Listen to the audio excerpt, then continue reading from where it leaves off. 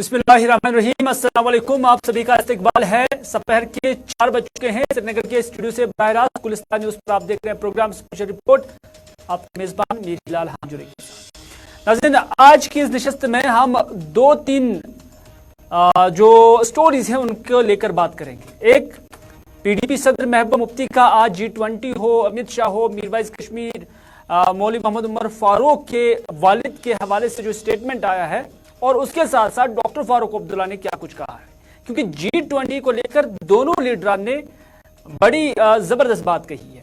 और इसके अलावा ड्रग्स को लेकर जहां एक तरफ ड्रग्स को खत्म करने के लिए रैलियां चलाई जा रही हैं, अवेयरनेस लोगों में की जा रही है, तो वहीं पर इस सरजमीन पर शराब खाने खोलने की कोशिशों के खिलाफ भी एहतजाज हो रहा है। लेकिन सबसे पहले PDP सदर महबूबा मुफ्ती जो आज श्रीनगर के अंदर मौजूद थी, और श्रीनगर के अंदर PDP सदर महबूबा मुफ्ती ने सबसे पहले G20 को लेकर बात कही है।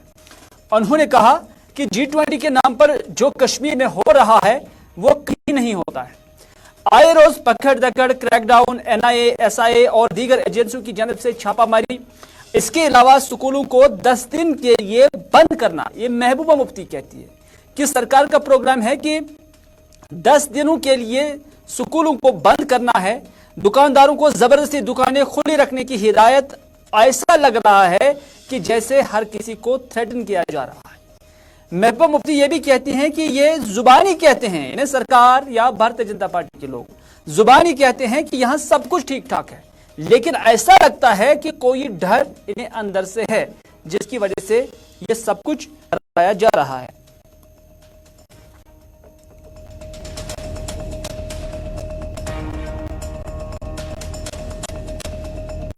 वो तो किसी भी पार्ट में कर सकते हैं, मगर कहीं जहाँ जो कश्मीर में हो रहा है, जो यहाँ पकड़ दकड़ का माहौल है, जो यहाँ पर क्रैकडाउन हो रहे हैं, जो यहाँ पर रोज NIA और दूसरी एजेंसी SIA, SUI, पता नहीं क्या क्या एजेंसी है, उनके छापे डाले जा रहे हैं, जिस तरह स्कूलों को बंद किया जा रहा है 10 दिन के लिए, जिस तरह दुकानदारों को ये बताया गया है कि आप अपनी दुकानें खुली रखेंगे, Everybody is being threatened। तो ऐसे में आप G20 में जम्मू कश्मीर को एक ट्रॉफी की तरह पेश करना चाहते हैं। देखो जी, जम्मू कश्मीर में सब कुछ ठीक ठाक है, और आप भी लोग जानते हैं, मैं भी जानती हूँ कि जम्मू कश्मीर में क्या ठीक है। वो तो मैंने पिछली बार भी आपको कहा है कि पहले भी पकड़ के लेते थे, अब G20 की वजह से और भी ज्यादा पकड़ दकड़ हो गई है।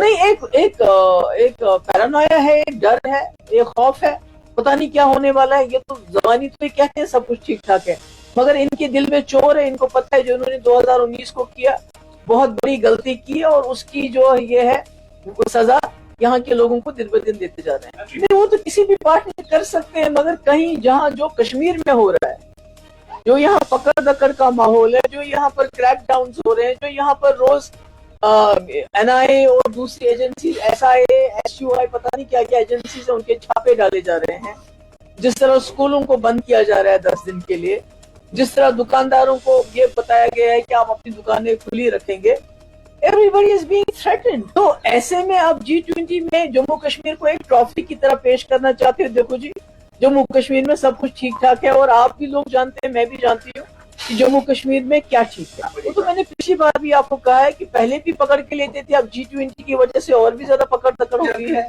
नहीं, एक पैरानोया है, एक डर है, एक खौफ है, पता नहीं क्या होने वाला है। ये तो जबानी तो ये कहते हैं सब कुछ ठीक ठाक है, मगर इनके दिल में चोर है। इनको पता है जो उन्होंने 2019 को किया, बहुत बड़ी गलती की, और उसकी जो ये है वो सजा यहाँ के लोगों। PDP सदर महबूबा मुफ्ती से सवाल पूछा गया है कि मुल्क के दाखिला वजीर अमित शाह साहब ने कहा है कि 370 को लेकर कोई डॉक्यूमेंट ऐसा नहीं है जिसकी वजह से यह साबित हो जाए कि वो परमानेंट था। उन्होंने कहा कि उस वक्त के लोगों ने दानिशमंदाना तौर पर 370 को और उसके बाद टेम्पररी लफ्ज जो है वो आईन हिंद में शामिल किया था। जब यही सवाल पूछा गया महबूबा मुफ्ती से, तो महबूबा मुफ्ती ने कहा कि मैं उन्हें क्या बोलूंगी, क्योंकि उन्हें आर्टिकल 370 के बारे में कुछ पता ही नहीं है, उसके सिग्निफिकेंस के बारे में पता ही नहीं है। उन्होंने ये पता ही नहीं है कि आखिर ये रखा ही क्यों गया था। तो इस वजह से उस पर मैं ज्यादा नहीं बोलूंगी, यानी उन्होंने इसी तरह से इसका जवाब दिया।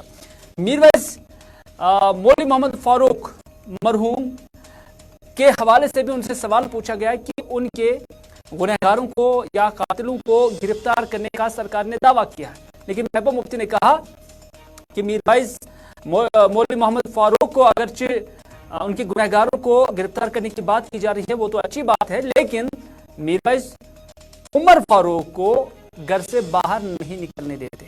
اور اس کے ساتھ ساتھ انہوں نے کہا کہ پی ڈی پی کے پاس وسائل ہوں، یعنی اگر پی ڈی پی کے پاس وسائل ہوں تو ہم سب سے پہلے ان لوگوں کو قانونی مدد کرتے ہیں جو جیلوں میں بند ہیں، اور ان کے والدین نہ کیس لڑنے کی اور نہ ان سے ملنے کی طاقت رکھتے ہیں، یعنی ان لوگوں کے قانونی مدد ہم کرتے اگر ہمارے پاس وسائل ہوتے جو لوگ جیلوں میں بند ہیں اور جن کے والدین ان کے کیس لڑنے کی طاقت نہیں رکھتے۔ ہمارے لیے الیکشن سے زیادہ یہی معاملہ ترجیحات میں ہے، یہ محبوبہ مفتی کا کہنا ہے کہ ہمارے سامنے الیکشن سے زیادہ یہ ترجیحات ہے کہ ہم ایسے لوگوں کی بنیادی حقوق بحال کرانے میں ان کے قانونی مدد کر سکیں۔ انہوں نے کہا کہ ہم چاہتے ہیں کہ لوگوں کو بنیادی حقوق ملے جس کے تحت انہیں اپنی مرضی سے بات کرنے کا حق ہو، مرضی سے دکان کھولنے کا یا بند کرنے کا حق ہو، اور مرضی سے سڑک سے چلنے کا حق ہو۔ یہ محبوبہ مفتی کا کہنا ہے۔ پی ڈی پی کے پاس ریسورسز ہوں تو ہم سب سے پہلے جو ہمارے نوجوان جموں کشمیر کے اندر، جموں کشمیر کے باہر پچھلے 4-5 سال سے جیلوں میں سڑ رہے ہیں، جن کے ماں باپ اتنے غریب ہیں کہ وہ وہاں جا کے ان کا کیس تو لڑنے کی بات دور کی ہے، ان سے ملنے کے لیے بھی نہیں جا سکتے ہیں، جو دن رات روتے رہتے ہیں اپنے بچوں سے ملنے کے لیے، جن کے کیسز میں جو ہیئرنگ ہی نہیں ہوتی، اگر ہیئرنگ ہوتی ہے تو سرکار کی طرف سے گواہ نہیں پیش کیے جاتے ہیں، یعنی جن کا پروسیس جو چل رہا ہے وہی سزا بن چکا ہے، اور 4-5 سال سے کچھ بھی نہیں ہو رہا ہے۔ تو اگر ہمارے پاس وسائل ہو تو ہم سپریم کورٹ میں جا کے ان کا کیس لڑیں گے۔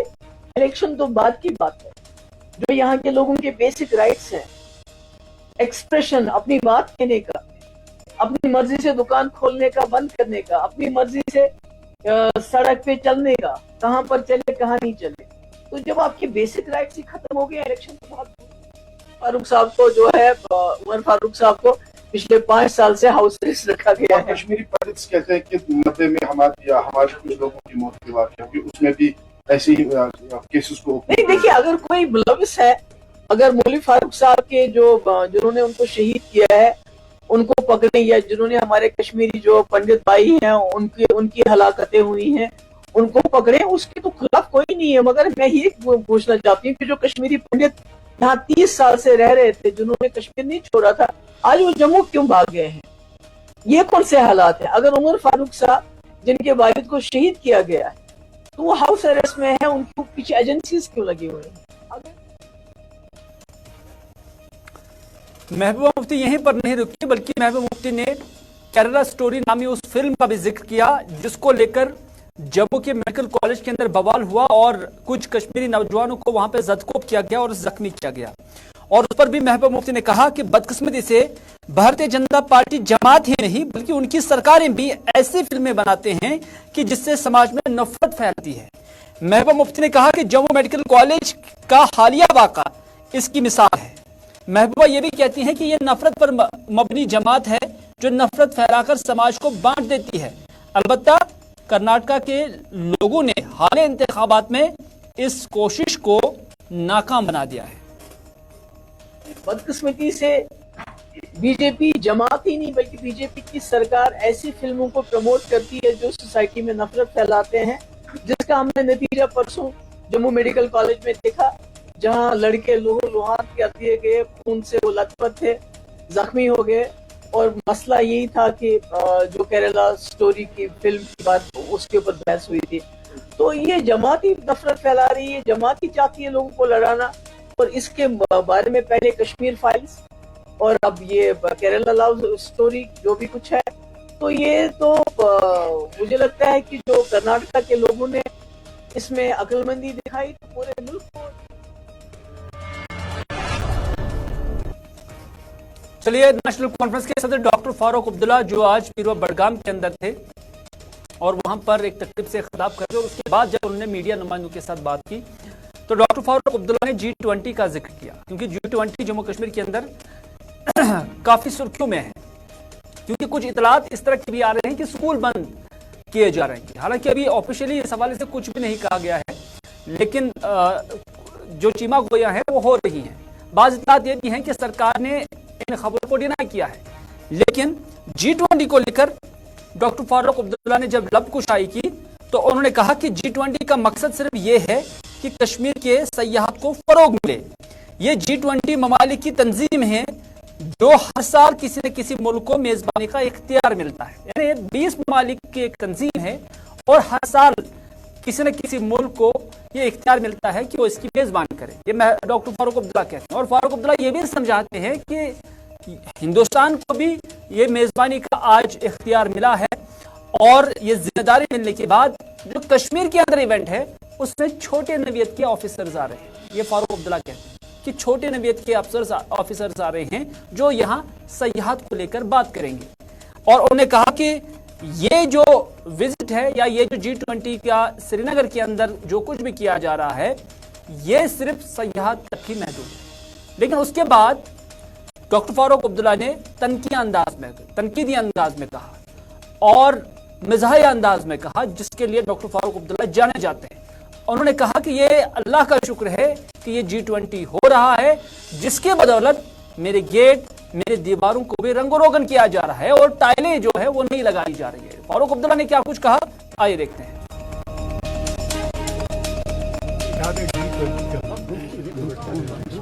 یہ 20 ملکوں میں ہر سال ایک ملک، ہندوستان کی بھی باری اس دفعہ آئی ہے اور ہمارے یہاں G20 ہونے والا ہے. یہاں G20 کے جو ہے وہ چھوٹے افسر آنے والے ہیں جو ٹورزم کو فروغ دینے کی بات کریں. کشمیر ٹورزم کے لیے مشہور ہے اور جب سے ملیٹنسی شروع ہوئی ہے تب سے باہر کے ٹورسٹ نہیں آ رہے، ہندوستان کے باہر سے نہیں.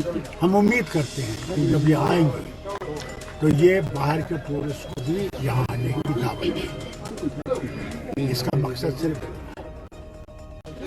خدا سے پاس کرو شکر میں نے جوارنا کا چانا سوئے رنگ تمن پولن کا چانا سوئے رنگ تم نئی پول لگان بوستا تمن کا چوان تمن ٹائلنگ کا چانا بوستا شکر سر.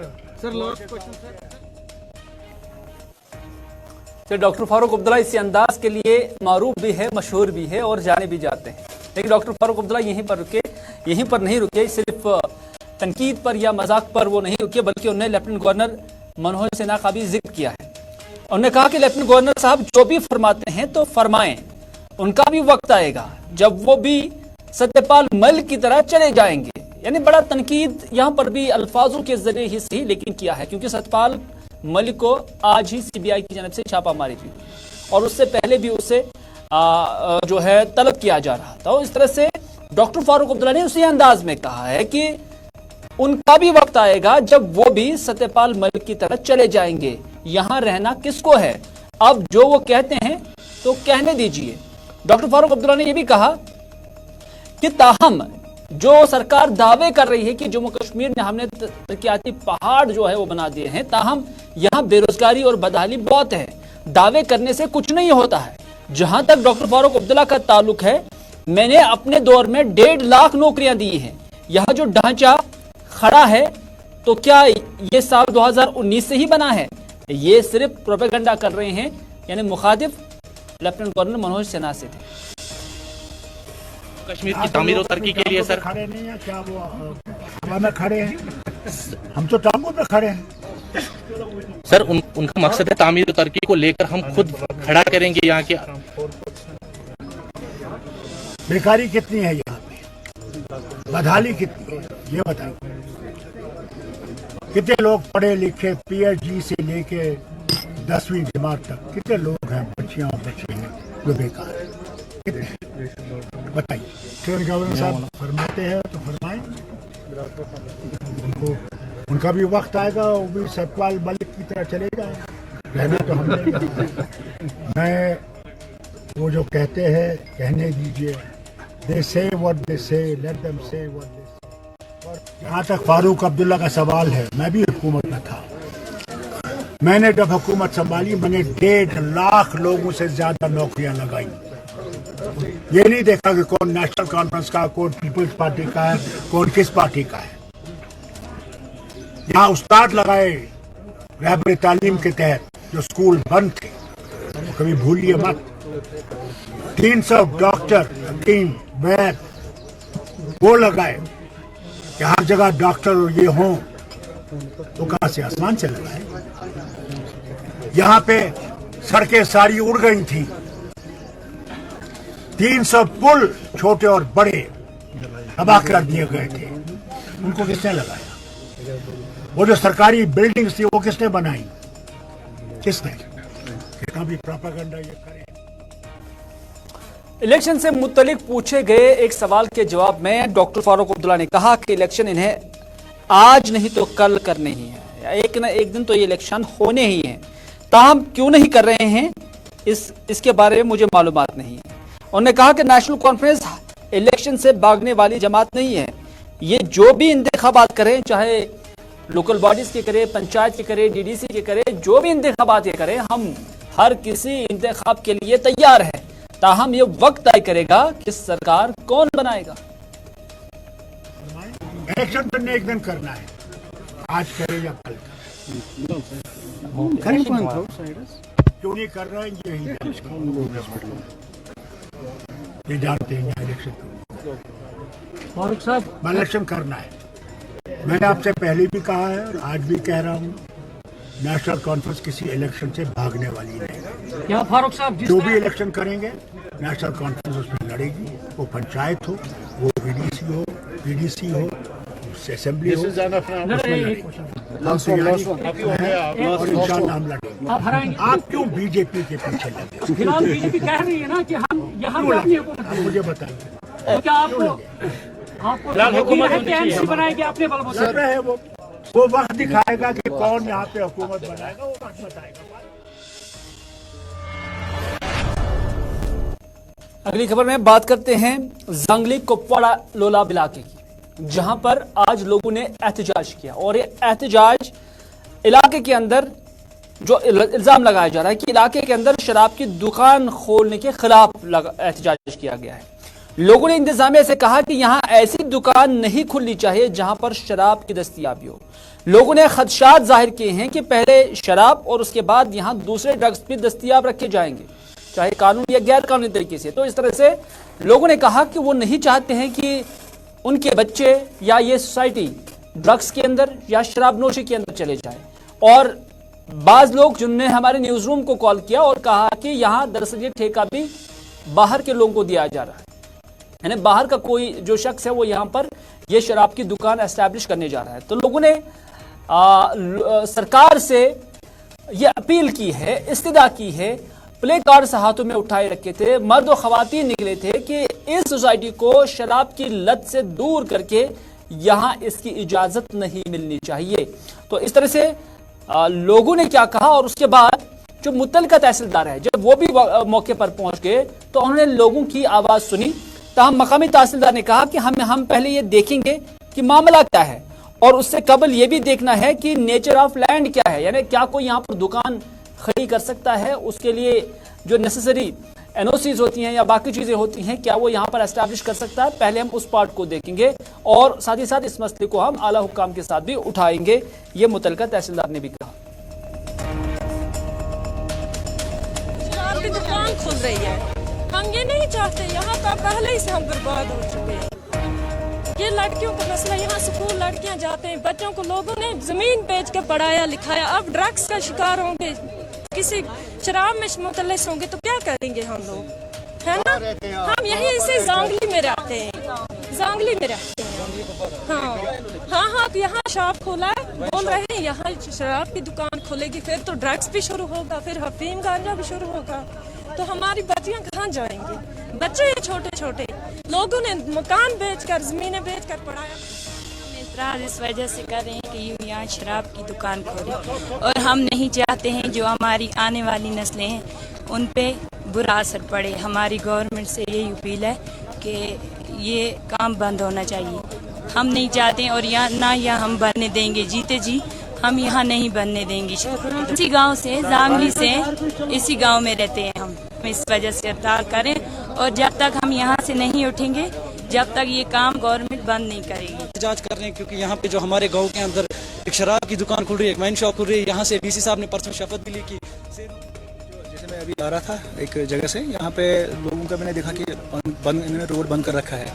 تو یہاں پہ پتہ چلا کہ یہاں پہ کوئی شاپ بن رہا ہے, کس پرکار کا شاپ بن رہا ہے, کس لیے بن رہا ہے, تو وہ تو بات کی بات ہے. لیکن پہلے جو اپنے کنڈیشنز ہوتے ہیں اسٹیبلشمنٹ آف شاپس اور زمین کا نیچر کیا ہے, کون بنا رہا ہے, اس کا پرمیشن باضابطہ ہمیں ملنا چاہیے. ہم دیکھیں کیا مسئلہ ہے. تو اس بندے سے ہم سمپرک کر رہے ہیں, کس نے شروع کر دیا یہاں پہ کام. فی الحال یہاں پہ تو کوئی نہیں ہے.